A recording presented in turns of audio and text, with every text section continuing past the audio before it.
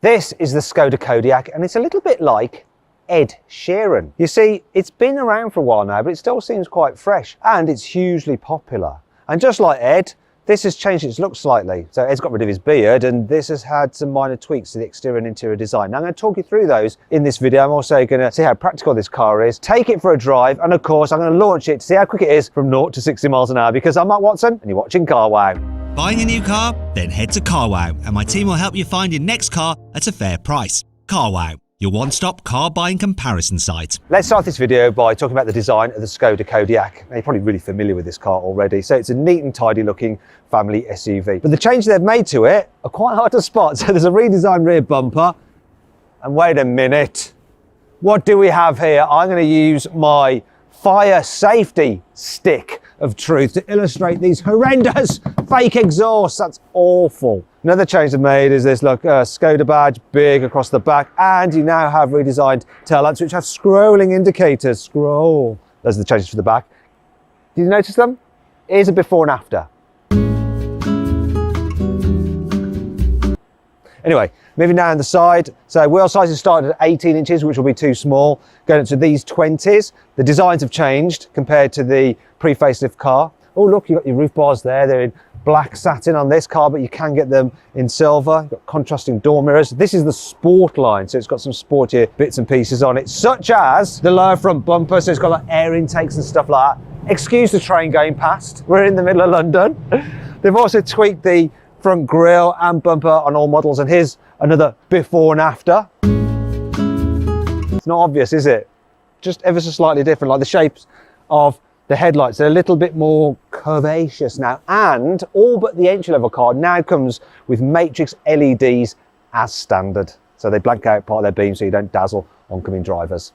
Here on the inside, the Skoda Kodiaq feels like pretty good value for money when you consider that the range kicks off at £30,000, though you can save an average of £2,200 off a Kodiaq through CarWow. Now, if you want to see how much money you can save on whatever car you're thinking of buying, click on the pop-out banner up there for the link in the description below to go to CarWow. And you can now also sell your current car through CarWow. You just have to upload some photos, give a brief description, and our dealers will bid on your car to make sure you get a great price for it. And if you want to do that at a later date, just simply Google "Wow Me CarWow" and we will wow you. So am I wowed by this interior? Well, you know, I do kind of like it. I like the stitching on the dash. It's squidgy as well, feels expensive. In fact, all the materials are quite soft and yielding, which is nice, and it feels well screwed together. The layout is simple as well, so you don't have to operate the climate controls through the infotainment screen. You've got physical buttons there, which is easier to use when you're driving. You get two sizes of screen, an 8-inch one and this 9-inch, and it's fairly responsive and bright. And thankfully, it's the older VW Group system. The latest one is a bit rubbish to use. I prefer this. Comes with Apple CarPlay, which is wireless, and Android Auto, which is actually wired only, though I prefer the wired system anyway. I like to be wired.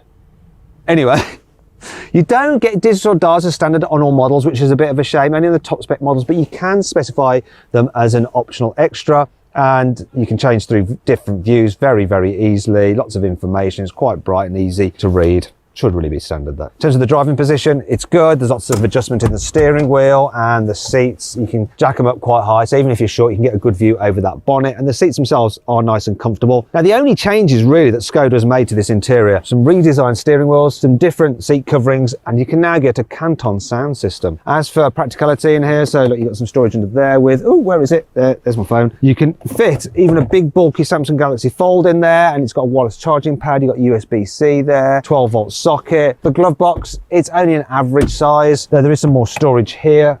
And under here you have plenty of storage, plus the door bins are big and they're lined with felt, so even if you're carrying something like a metal flask, it won't rattle about in there too much at all. And finally, you even have a place for your sunglasses there, which is padded, so you won't scratch the lenses.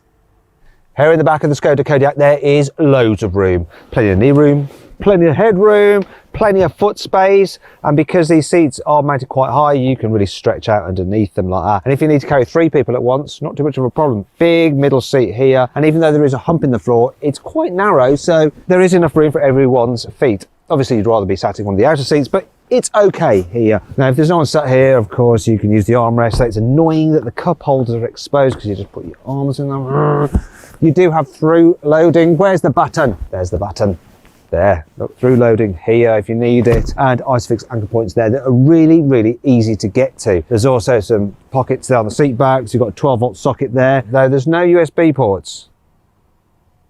Not very good. Anyway, door bins are big and they're lined with felt yet again here. And look, this car has the blinds like that. Yeah, lovely. Very good. Oh, I want to show you this as well. Look, you can slide the seats forwards and backwards if you need more boot space or more space for the people in the rear, and you can recline as well if you really want to annoy them. But what I'm going to do now is check out the space in the rear. I'm going to see what it's like when I have this middle row in a position which is reasonably comfy. Could I get away with that? Yeah, I could travel like that. Let's see if there's enough room for me in the rearmost row. Ow, I just hit my head on there. Pull this to get in. Now, in the entry-level version of the Skoda Kodiaq, you don't have a rearmost row. You only have 2 rows of seats. Let me put that back to where it was. Is that it? Wait, that's annoying. Look, it doesn't go back exactly to where you had it, so I'm gonna have to try and get this right. There we go. All right, let me just put this down so you can see what the heck is going on. Even with this seat in a bearable position, for me sat there in the middle row, it's dead tight back here. Look, my knees are pressed up against the seat back. Headroom is limited. My head is touching the roof, actually. I could do short distances back here, and I think small kids would be fine. But really, if you want to carry people in a 3rd row of an SUV in more comfort, you're going to need something like a Hyundai Santa Fe. And if you want to see my full in-depth video review of that car, click on the pop-out banner up there. Follow the link in the description below.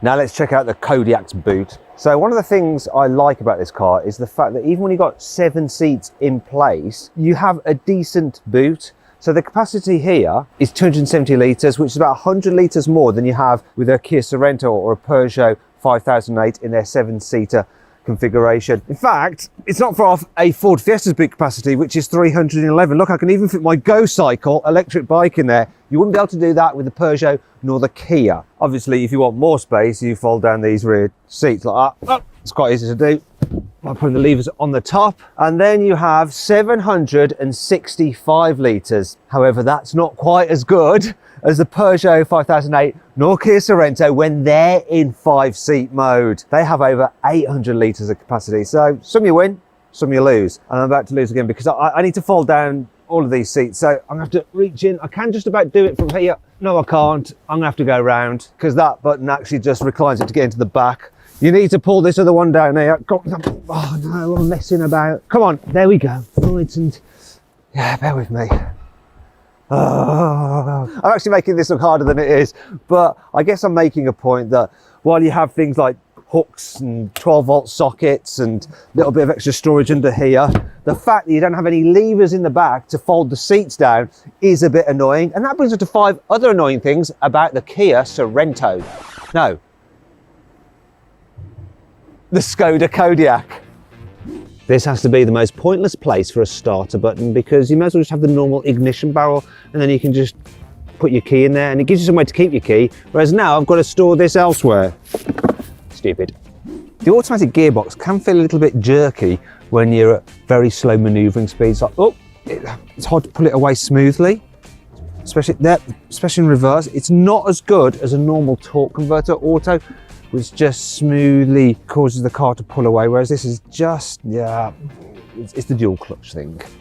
Smaller people may struggle to reach this button to lower the tailgate. How do I know that? Well, one of the guys on my team, his wife is only 5 foot tall and she can't reach this, whereas she can actually reach the boot button on a Hyundai Tucson, so she had to use the key. No great hardship, but if you left the key in the car, it's a bit of a faff, right? The integrated headrests on these Sportline seats are quite wide, so if you sat behind them, it's hard to peer around to see out the windscreen, which if you get car sick like me, it's a bit of a pain.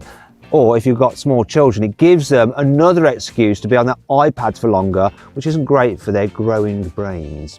There aren't any proper cup holders in this car. The only ones you get are part of this multifunctional unit here, which has slots for what I think is credit cards, coins. I think that is for your key, which I had to create obviously because they prevented you from putting it in the ignition barrel, and yeah, some other functions on it which I'm not sure exactly what they do. But look at this.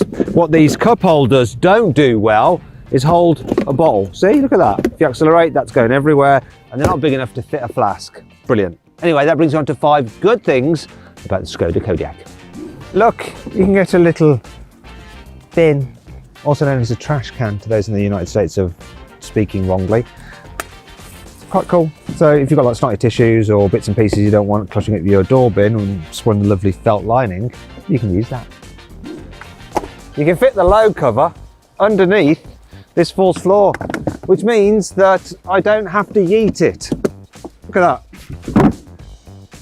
Kind of cocked that up. That was supposed to be really smooth and like elegant, but you get the idea. Have a look at this. Oh, you've got a secondary glove box.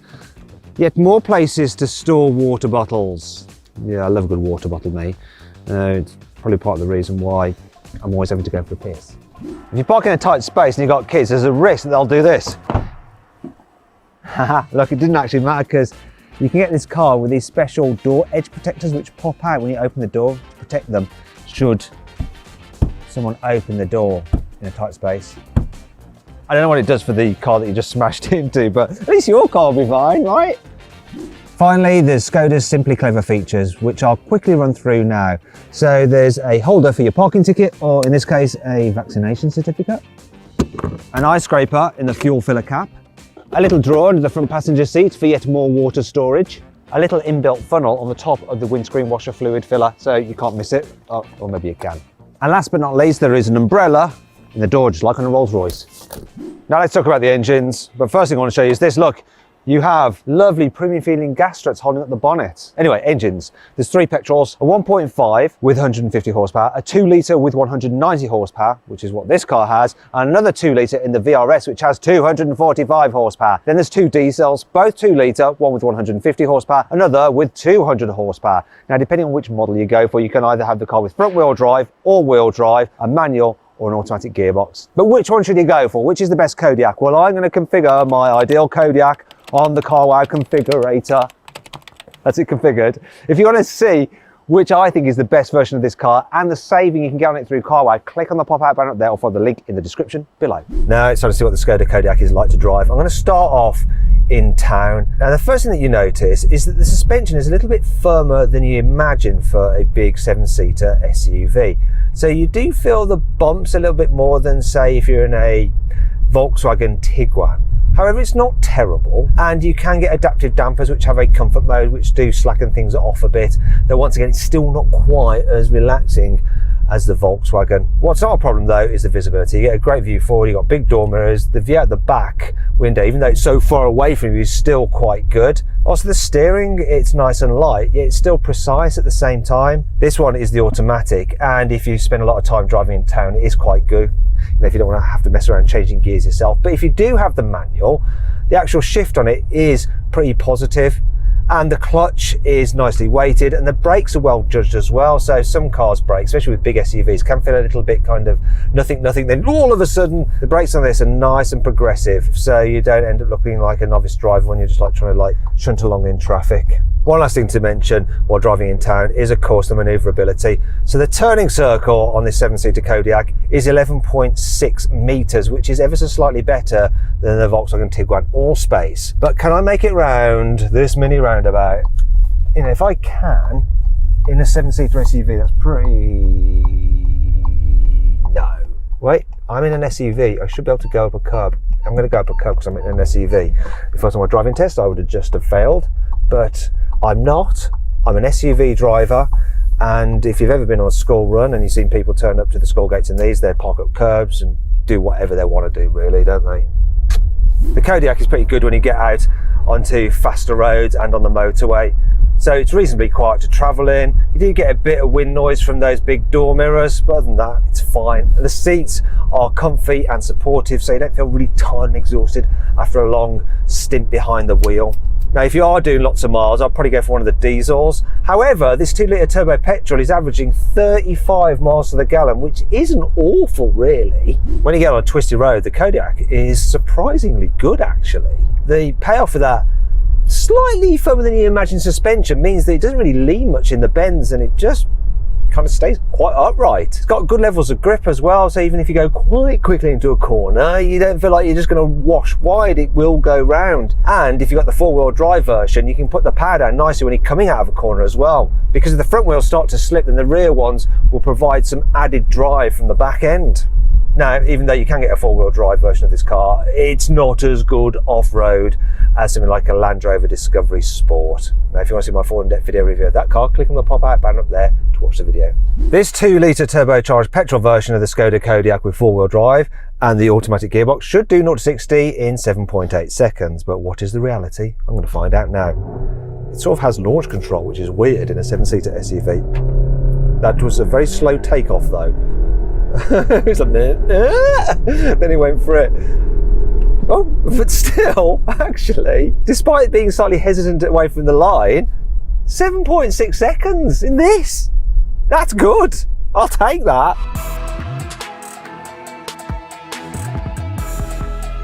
So then what's my final verdict on the Skoda Kodiaq? Should you avoid it? Should you consider it? Should you shortlist it? Or should you just go right ahead and buy it? Well, I reckon you should avoid the Kodiaq, but only if you want a plug-in hybrid, because you can't get one with this car. For everyone else though, you should go right ahead and buy this Skoda, because it's a great all-round 7-seat family SUV. I hope you'll enjoy the video. If you did, give it a like. Let me know what you think of my verdict in the comments below. Click on the windows there to watch some more videos, and on that box there to go to carwow to either buy or sell your next car, new car, whatever.